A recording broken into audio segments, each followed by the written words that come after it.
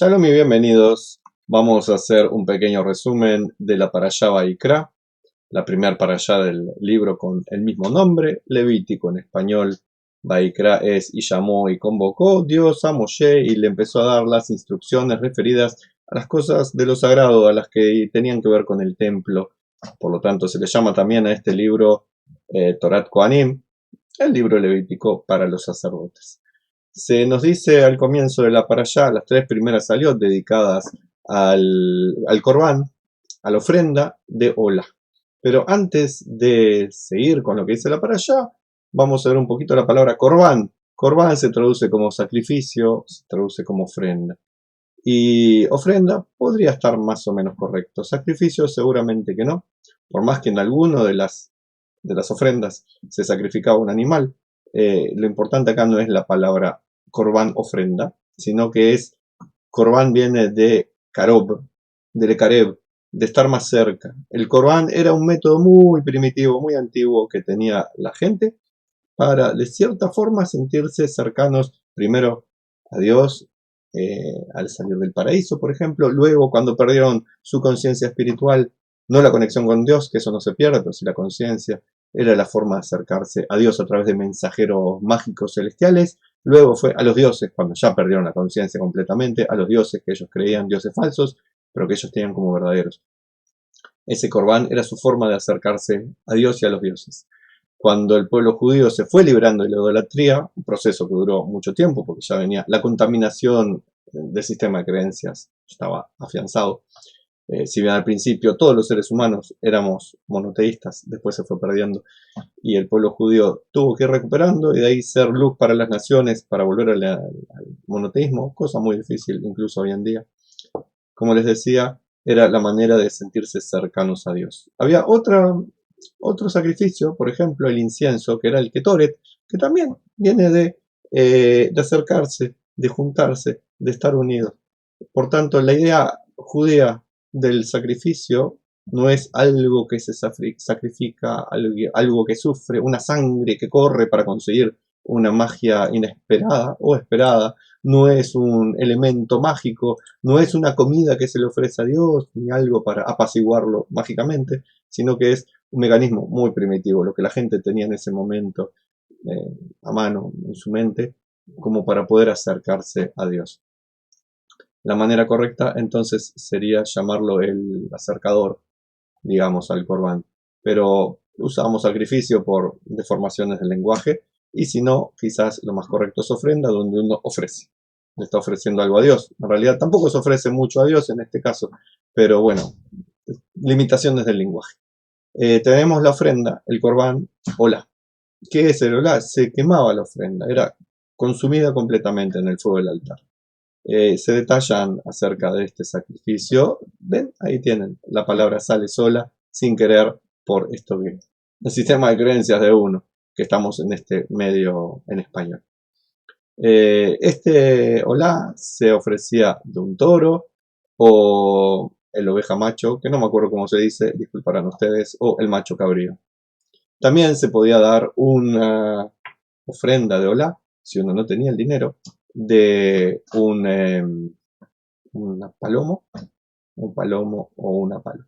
Esta ofrenda también podía ser, si uno no tenía el dinero tampoco, podía ser hecho de harina, se freía, así, se calentaba esa harina, se hacía como unas matzot, tipo galleta cracker, y esa era una forma de entregar la ofrenda de minja.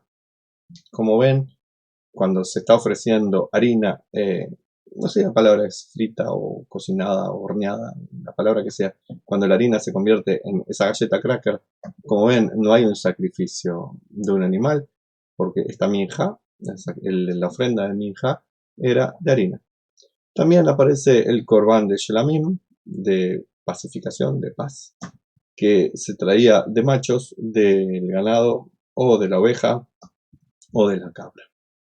También tenemos el Corbán Hatat, que era el que se ofrecía por un pecado. Y había tres tipos únicos de pecado que están descritos, que son cuando el sumo sacerdote pecaba, o el Hatat correspondiente, Cuando el rey pecaba, el hatat correspondiente, y cuando un pecado de toda la nación, entonces, ¿cómo puede ser? Porque el Sanedrín, el Senado judío, la Suprema Corte, dictaba una regla que era incorrecta y el pueblo actuaba de acuerdo a esa regla, entonces el pueblo se equivocaba. Así que por el error del sumo sacerdote, del rey o de todo el pueblo, por un problema de la legislación, pecaban, existía el corbán de hatat.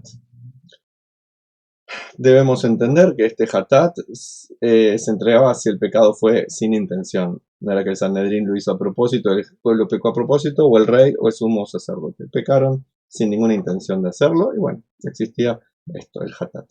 Y también hay un hatat para la persona común que peca. Y también tenemos especificado el Corban Hayam, que es el de culpa. Debemos entender también que ni por el Corban Hatat de pecado, ni por el Corban de culpa, el animal que se sacrifica o lo que se da como ofrenda es lo que libera del castigo, entre comillas, porque en realidad es la consecuencia del acto. No se libera con un sacrificio. No es la sangre del animal que redime. No es un acto mágico que al matar el animalito uno ya está libre del pecado. Como dijimos, el Corban Hatat era con pecados sin intención. Cuando hay intención de pecar, el Corban es parte de un proceso donde uno entra a reflexionar y dice, qué mal lo que hice, cómo me pude haber equivocado de esta manera, pecado a propósito en el Hayam, culpable, cómo me pude haber actuado de esta manera, cómo me aparté del buen camino. Y el animalito que muere ahí no es el que redime y no es la sangre que se derrama la que redime, es el proceso de teshuvá, de arrepentimiento.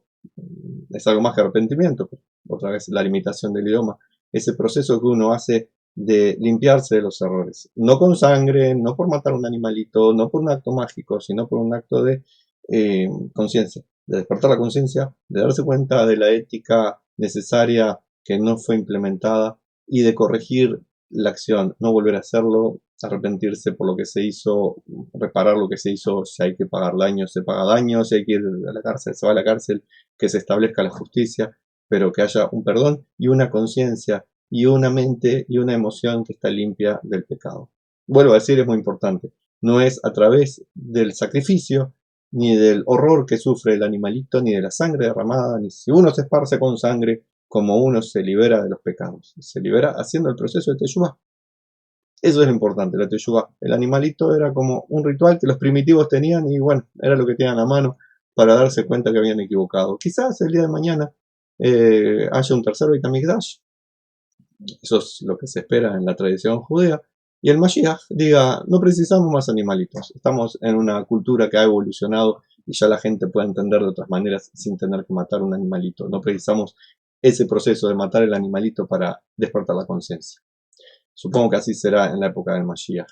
Aunque viendo cómo tecnológicamente avanzamos un montón, la ciencia también, pero en nuestras conductas y en nuestros sentimientos no avanzamos mucho, quizás yo tenga demasiada confianza en la humanidad y espero que así sea. Y acá termina la Parashá Vaikra, que este año coincide con ya la semana que viene, si no me equivoco, es a la noche, el sábado que viene, ya es, no ahora, este sábado, este es el de Vaikra. El siguiente, al terminar el Shabbat, empieza Pesaj. Así que ya vayamos preparando la casa.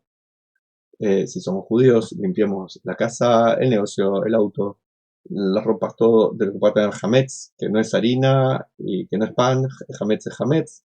Limpiemos el hametz, pero especialmente limpiemos el hametz de adentro para ir evitando errores, pecados y no tener que estar pidiendo perdón, sino actuando de la mejor manera posible todo el tiempo. Y si nos equivocamos, a propósito o no, saber pedir perdón, que eso es un acto de grandeza y nos hace crecer muchísimo.